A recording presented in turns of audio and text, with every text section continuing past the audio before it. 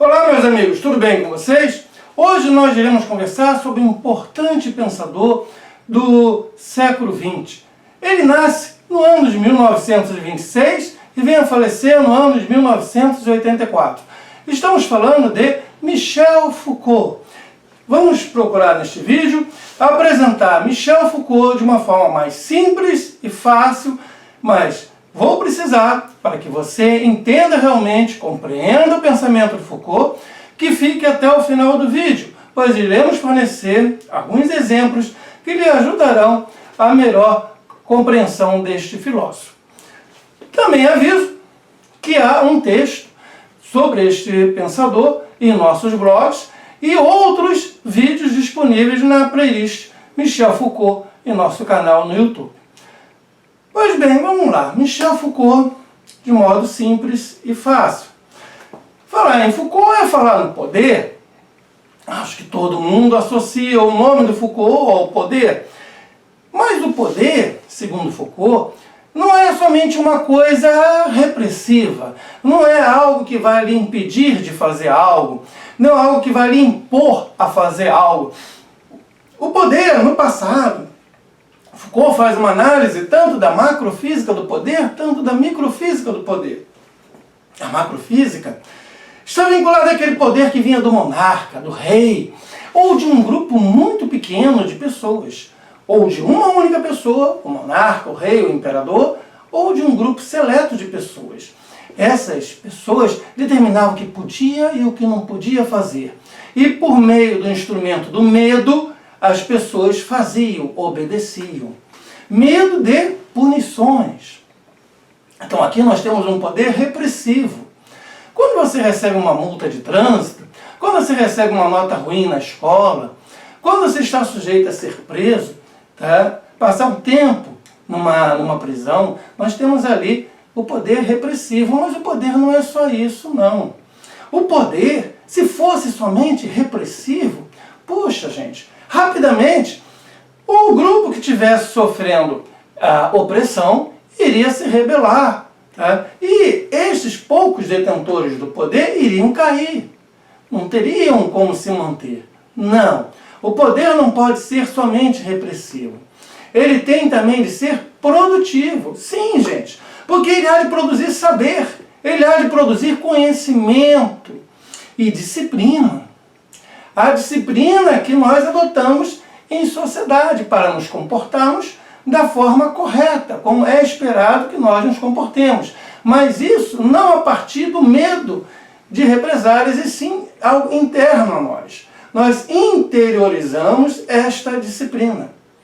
Então, vamos entender que o poder em Foucault pode ser, sim, repressivo, mas ele também é produtivo. E é justamente por ele ser produtivo que ele permanece vigente em sociedade. Existem relações constantes entre o poder, o conhecimento. Veja, quanto maior o conhecimento de alguém, maior o poder que essa pessoa exerce. Imagina um médico sobre a sua saúde. Você vai no médico, mas olha, você não pode beber isto e isto, você não pode comer aquilo, você tem de fazer certas práticas de atividade física, você deve dormir às tantas horas. Então veja, olha o poder que esse médico tem sobre o seu comportamento baseado na sua saúde.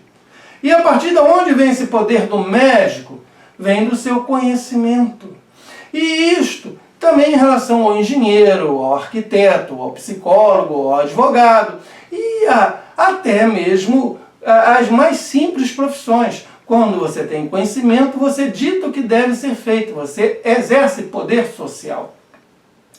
E aonde você vai exercer esse poder social? Nas diversas práticas sociais. Veja, na escola, o comportamento dos alunos e dos professores, dentro dos presídios, o comportamento dos presos, nas fábricas, o comportamento do empregado, do operariado. Veja, na sociedade como um todo, existem várias práticas sociais. E essas práticas comumente aceitas, a sociedade aceita essas práticas. Elas estão muito vinculadas, entrelaçadas, podemos dizer assim, tanto ao poder, tanto ao conhecimento. E aí, voltemos então a explicar o poder. Veja que esse filósofo, Foucault, basicamente ele fala do poder o tempo todo. Toda a sua obra, direto ou indiretamente, está falando sobre o poder. Só que, a gente vai ver isso aqui mais um pouco, ele não entra muito em detalhes sobre o que é realmente o poder. Há aqueles que vão igualar, na obra do Foucault, o poder ao controle, como você já deve estar percebendo. Muitas coisas que eu falo em poder, você vai dizer, puxa, mas o professor Silvério está falando, na verdade, sobre o controle social. Mas o Foucault vai falar mesmo utilizando a expressão poder. Então, você tem, por meio do poder, uma rede de relações diversas, relações distintas. Tá? O poder, ele não é, hoje, na nossa atual sociedade, centralizado. No passado, como eu falei ainda há pouco, o rei poderia deter o poder absoluto. Hoje não. Esse poder, ele não é mais um macro poder vinculado a uma figura ou um grupo seleto. Não, ele é um micro poder. Ele está em mim, em você, em todo mundo. No nosso olhar crítico, nos nossos comentários, no exercício de práticas sociais que determinam um certo controle social sobre todos à nossa volta, inclusive sobre nós mesmos.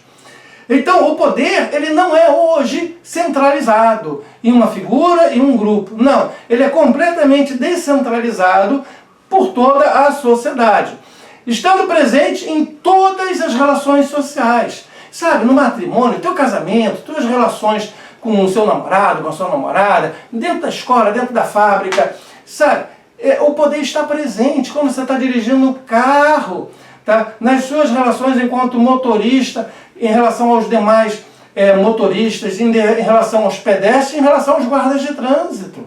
Tá? O poder está presente em todo mundo. Tá? Não há alguém que não tenha poder. Então, quando a gente falar em poder em Foucault, nós devemos pensar nessa rede múltipla, diversa, de relações sociais. Uma rede não centralizada, um poder não centralizado, completamente descentralizado, e presente, tá? Totalmente presente em todas as relações sociais das quais você possa participar. Nas sociedades, com um governo autoritário, nós temos um poder que é centralizado nesse governo autoritário.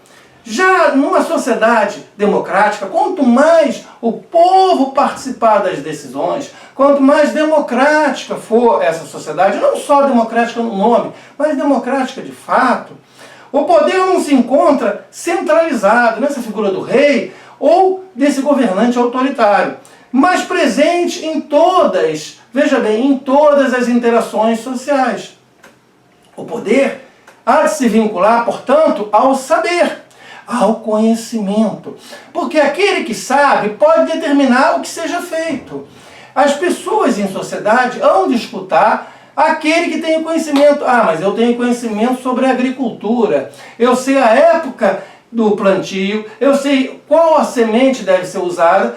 E meu conhecimento, se não for escutado, não vai ter plantação, não vai ter comida. Para termos uma plantação abundante, para termos uma quantidade grande de sementes, você tem que escutar o conhecimento daquele que sabe. E muitas vezes expresso por órgãos vinculados ao estudo da terra, da agricultura, do plantio. A mesma coisa para a criação de animais. Aqueles que têm o conhecimento vão determinar, olha, esse animal deve ser vacinado com tal idade. A ração, a alimentação desse animal deve ser desta forma. E aquele que faz a criação vai seguir essas orientações, por quê? Ele quer ganhar dinheiro com essa criação, ele precisa que essa criação se produza, se reproduza da forma mais satisfatória e abundante possível. Então, quem detém o conhecimento em qualquer área, ele exerce controle, ele exerce poder, tá, sobre os demais. O saber, o conhecimento, ele legitima o poder. Tá? Exemplo, biopoder e biopolítica, dois conceitos importantes do Foucault, temos vídeos específicos sobre isso. Olha, se eu sou um profissional da área de saúde, enfermeiro, médico, psicólogo, fonoaudiólogo e outros mais, tá? Eu passo a ter o biopoder, porque eu tenho conhecimento sobre esta área. Se a população está sujeita a ser infectada por um determinado vírus, um caso de uma pandemia, tá? Eu posso, tá, enquanto profissional da área de saúde, fazer as mesmas recomendações. Olha, é necessário tomar vacina. Olha, é necessário que as pessoas tenham determinado comportamento em relação à sua limpeza, tá? Troca de roupa, banho, não usar o sapato que estava na rua dentro de casa, o uso de álcool nas mãos, tá? Um afastamento social, o uso de máscaras. Então, eu posso fazer, como profissional de saúde, que eu tenho esse biopoder, eu posso fazer várias recomendações. Ou seja, eu tenho potencial, eu tenho a capacidade de atuar no comportamento das populações. Por meio de quê? Do biopoder. Mas veja, eu dizer só não basta. É preciso que isto seja aplicado. Veja, para ser aplicado é necessário a biopolítica. O que é a biopolítica? É pegar isto que o profissional de saúde está falando e você jogar, por exemplo, uma campanha publicitária. Gente, use máscaras para não ter contato com o vírus que está no ar. Tá? Passe álcool gel nas mãos. Então, está uma campanha publicitária. Mas se eu vou exigir que as pessoas usem máscaras, eu preciso que agentes de segurança pública estejam na rua para multar eventuais pessoas que não estejam usando máscara. Isso tudo é o quê? É o exercício do biopoder, que se dá por meio da biopolítica. São políticas que nos permitem exercitar aquilo que foi dito pelos profissionais da área de saúde. E assim eu posso exercer o poder não sobre uma única pessoa, mas sobre uma multidão, sobre uma população inteira. Eu posso controlar o comportamento de uma população inteira. E a gente viu isso recentemente com a pandemia do Covid. Lembra? 2019, 2020, 2021, o Covid foi um momento histórico, social, em que o mundo todo esteve sujeito, primeiro ao biopoder, que disse, faça isso, faça aquilo. E depois a biopolítica, que determinou que tais coisas fossem realmente feitas e adotadas por toda a população. Por exemplo, praticamente impedimento que as pessoas viajassem de um país para o outro. Ou até dentro de uma cidade sair para outra cidade vizinha. Isso não era mais permitido. Isolar a população, fazer quarentena. Veja, o biopoder pode ter recomendado, pois ele tem a capacidade e o potencial. Mas foi a biopolítica que tornou isso prático. Controle total de uma população. Então, a medicina, ela controla a saúde pública por meio de vacinas e outras coisas mais. O Foucault, na arqueologia do saber, ele nos apresenta um método de análise histórica, focado nas rupturas do discurso. Veja como exemplo, tá, os conceitos de loucura, como a loucura foi tratada no decorrer da história, como esses discursos sobre a loucura mudaram no decorrer dos séculos, porque a loucura não foi vista sempre da mesma forma. Veja, o louco já foi associado ao divino, àquele que trazia a imagem, a mensagem de Deus, a mensagem de coisas boas associadas ao divino. Já foi visto também como possuído por um demônio, um ou mais demônios estariam possuindo aquele corpo. Já foi visto como alguém que deveria ser afastado, isolado da sociedade. Já foi visto como alguém cômico, algo risível, algo engraçado. Já foi visto como um doente que deveria ser preso dentro de um hospital psiquiátrico. Ou sobre alguém que deveria ser tratado, sobre medicalização, e deveria ser reintroduzido à sociedade. Então, o discurso sobre o louco, sobre a loucura, há de mudar no decorrer da história. E aí há necessidade de uma arqueologia do saber para estudar essa mudança do discurso dentro do tempo histórico. Já na genealogia, elaborada por Foucault, temos o estudo das práticas sociais e também como essas evoluem. Por exemplo, o foco na microfísica do poder, que é esse poder descentralizado dividido por todos. Então, o Foucault tem a gente pode falar em 3 épocas do Foucault, tá? tem a arqueologia, você tem a genealogia e você tem o último Foucault. Tá? São as formas de você dividir o pensamento do Foucault. Gente, você está gostando? Deixa o teu comentário aí, quero saber a tua opinião. E se não for inscrito, se inscreve no canal. Vem aí ser inscrito, se não for, se inscreve. Tá? E dá uma olhada. Gente, tem muitos e muitos vídeos sobre filosofia aqui no canal. E inclusive vários outros sobre Foucault, que você devia dar uma verificada, dar uma olhada, já que você se interessa pelo tema. Mas retornemos para o Foucault. Tá? Esse nosso pensador, esse filósofo, ele nos proporciona uma análise de como a disciplina é usada para moldar os comportamentos dentro da sociedade, a interiorização desta disciplina. Como eu devo me comportar. Mas não porque eu sou obrigado a me comportar assim, mas porque eu aprendi a me comportar desta forma. Eu aprendi aonde? Aprendi desde a minha família, depois na escola e nas outras instituições. Os hospitais, os presídios, todos te ensinam um determinado comportamento que você adota para si. A disciplina está associada ao controle sobre o seu próprio corpo. Tá? Exemplo, a escola. A escola é um grande mecanismo de moldar essa disciplina. Porque ela pega o aluno já na mais tenra idade e começa a ensinar a como ele deve se comportar. No final das contas, todos nós em sociedade que fomos educados, falamos da mesma forma, comemos da mesma forma, nos vestimos da forma socialmente aceita, temos um comportamento socialmente aceito, porque nós interiorizamos uma disciplina determinada, que inclusive nessa disciplina tem o respeito à autoridade do professor, a autoridade do policial, a autoridade do político eleito e por aí vai. Tá? A vigilância, outra questão importante em Foucault, a vigilância social, tá? Ela é constante e se apresenta no conceito de panótico, que é um mecanismo de controle social. Veja, vamos falar em panoticismo ou panótico. Aqui, primeiro, o Foucault utiliza o panótico como uma metáfora para explicar essa vigilância social constante.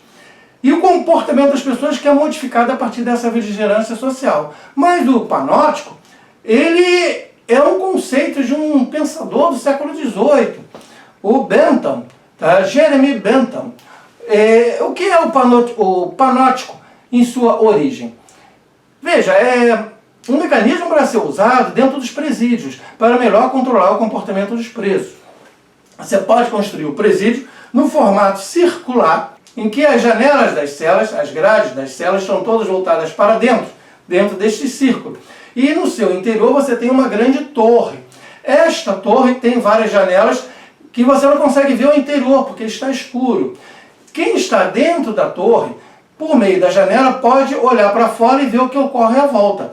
Mas você que está fora, você vai olhar para a torre, vai ver aquela torre imensa na sua frente, mas não consegue ver se tem alguém atrás da janela olhando para você.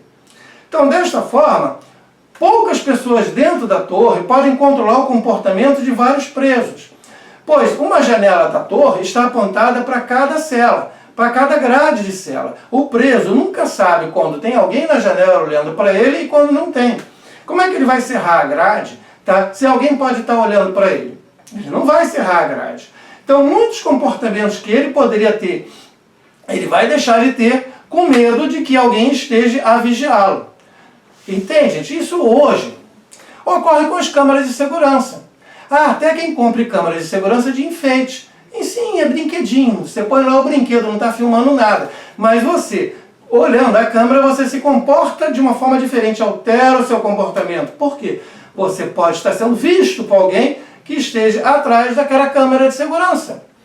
Então, esta questão do panotismo, tá, é usado por Foucault, tá, como uma metáfora para se vincular à vigilância social constante a qual todos nós estamos submetidos. E que vem, sim, tá, enquanto mecanismo de controle social, modificar o nosso comportamento. Nós podemos relacionar, nós podemos associar a ideia do panótico às modernas câmeras de segurança e também à internet. Veja, quando você entra num site, fazer uma pesquisa, no Google, por exemplo, sobre uma geladeira que você quer comprar, daqui a um pouco você começa a receber, até nas redes sociais, tá, anúncios de geladeira. Olha o quanto que você é vigiado. E você passa a ter consciência disso. Tá? As coisas que você compra, as coisas que você faz, estão em constante vigilância. E cada vez mais você passa a ter um controle exercido sobre você mesmo, sobre o seu comportamento, ao saber que você está sendo constantemente vigiado. Tá? Gente, o Foucault, ele faz uma análise social das práticas de vigiar, tá? E após você ser vigiado, se você tem um comportamento inadequado, a punição. Então, é vigiar e punir. Tá? E isso vai ter uma evolução no decorrer da história. O vigiar e punir. Há uma transição, gente, das práticas de punição corporal como exemplo, tá? Para o atual sistema carcerário, as atuais prisões. Porque antigamente a execução era pública. Tá? E tinha que mostrar dor e sofrimento, porque era o exemplo para você não fazer a mesma coisa. Tá? Então você não podia simplesmente, a pena capital, a pena de morte, não é simplesmente matar alguém. Era dar o exemplo para que as outras pessoas não fizessem a mesma coisa. Então se você é um assassino, digamos que você é um marido e você matou a sua esposa no ato de transtorno porque você estava bêbado. Você foi condenado à pena capital. Mas não basta te matar em segredo, não, dentro do presídio, não. A execução tem que ser pública, tem que aparecer nos meios de comunicação de massa da época, para que as outras pessoas sejam inspiradas pela sua punição a não fazerem o mesmo, a não cometerem o quê? Um assassinato. Então, um exemplo sobre isso está nas execuções públicas, no sistema prisional atual.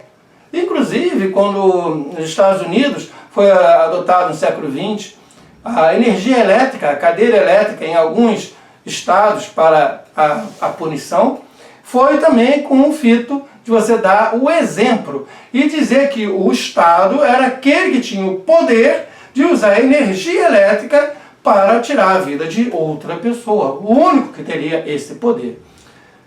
E entramos aqui de novo, tá? No que eu falei ainda há pouco sobre o biopoder e a biopolítica, enquanto também o controle social que é exercido constantemente. Pois nos fornece tanto o biopoder, tanto a biopolítica, nos fornece o controle sobre populações inteiras. Nota que o tempo todo eu estou falando de controlar a população, controlar uma pessoa só e controlar um grupo grande de população, por meio de quê? Do poder. Tá? Mas é por isso que muitos consideram que, na ausência de uma definição formal do poder por parte do Foucault, tá? Mais esse se assemelharia ao que nós entendemos hoje por controle. Mas voltemos ao biopoder e à biopolítica.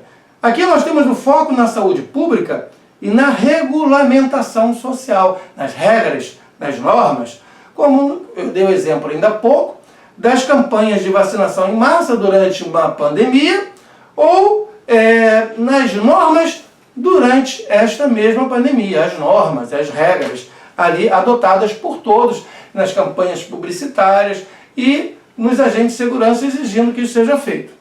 O Foucault, ele há de ter forte impacto nas ciências sociais, nas ciências humanas, mas também esteve sujeito a críticas, como esta que eu estou falando, da não definição do seu objeto de estudo.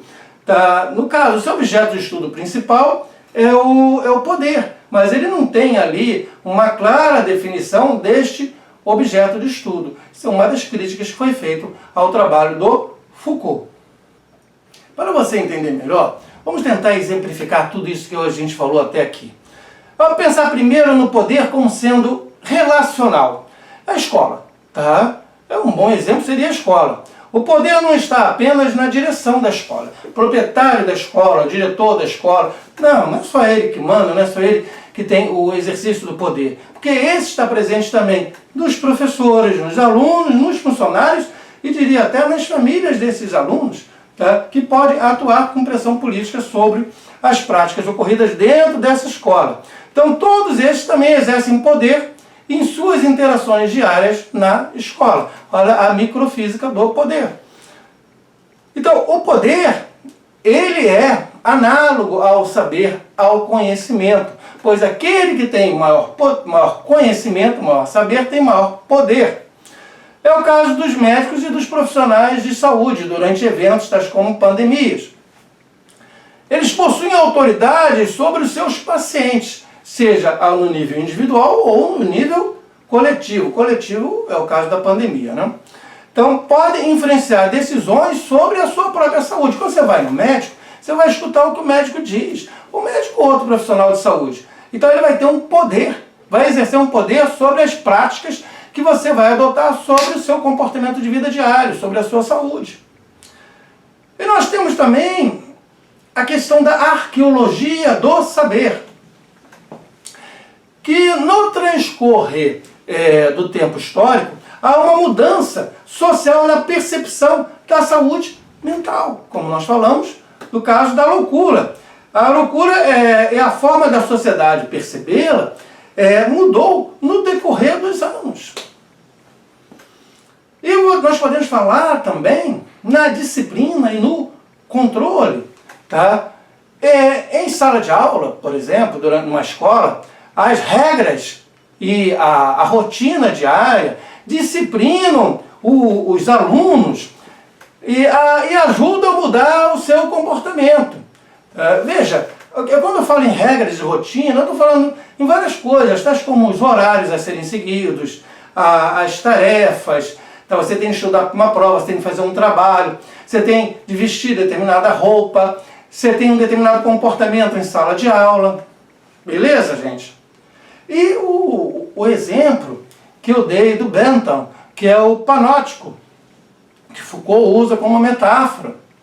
Então, as pessoas se comportam de modo diferente, isso você pode observar tranquilamente na sua vida diária, né? As pessoas mudam o seu comportamento sabendo que podem estar sendo observadas em câmaras de segurança, por exemplo. Tá? E em vigiar e punir, essa questão muito importante do Foucault, nós temos que na escola, tá, o mau comportamento do aluno, no lugar de punições físicas, porque antigamente você pegava a mão do aluno, dava uma punição física na mão. Agora o aluno ele pode ser suspenso, tá? Ou pode ter as suas atividades monitoradas. Então houve uma mudança gradual das práticas punitivas no corpo, punição no corpo, para as práticas de vigilância constante, objetivando o quê? Tá?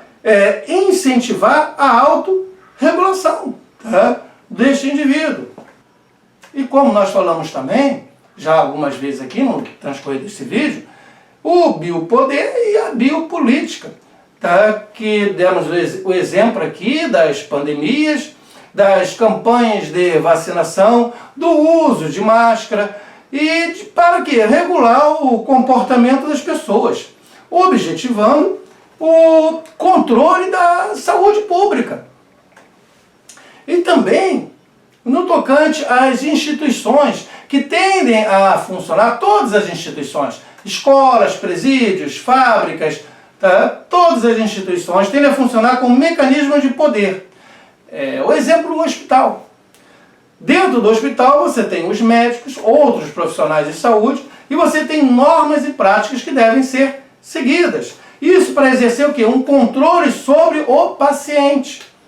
Podemos também falar sobre a relação entre poder e disciplina no tocante a treinadores. Sabe, o treinador e o atleta, vamos pensar numa Olimpíada, vamos pensar num time de futebol, gente. Então, os treinadores controlam o comportamento dos atletas. Isso aí todo mundo sabe, não? Mas por meio de quê? Por meio de rotinas rigorosas, objetivando melhorar o desempenho de quem? Desses atletas. Então, você veja como a relação entre o poder e a disciplina imposta está presente mesmo entre, por um lado, o treinador e, por outro, o atleta dentro do clube ou dentro daquela equipe. Gente, procurei exemplificar o máximo tá, o Foucault. Mas há outros vídeos sobre Foucault. Vá na nossa playlist Michel Foucault aqui no nosso canal. E há também um texto em nossos blogs onde eu explico em detalhes. O Michel Foucault é gratuito, vai lá nos nossos blogs, tem o link aqui no vídeo, vê na área da descrição. Tá? Vai lá, lê o texto, veja os outros vídeos, aí se inscreva no canal se não for inscrito ainda. Olha, muito obrigado mesmo pela presença até aqui, valeu, até mais!